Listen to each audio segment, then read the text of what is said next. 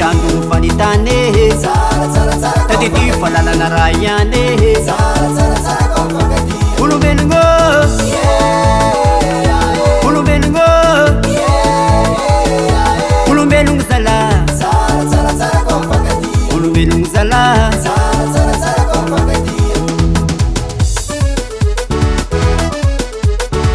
Mifakatiava, mifandefera, mirashahina, miyavana Aza miyadia hadi fiavana ngara zahara Fanguya banian, fanguya engineer Halosha, hakurke Sengra te diavno ila bezei Halefa, hoi, hoi, hoi, hoi, hoi Azutuka na simbahala kunjurai simafuyahu Vita besilani ni mabaka nga masivaki na buwalere Iwada Halo, halo, halo, halo Ruwa Ruwa Hawira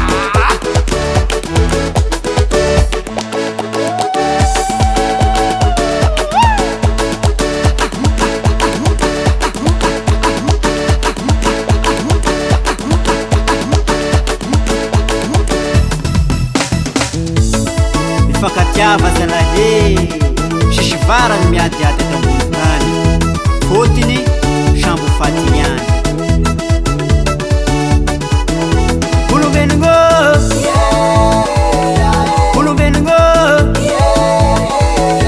Olombelongo zala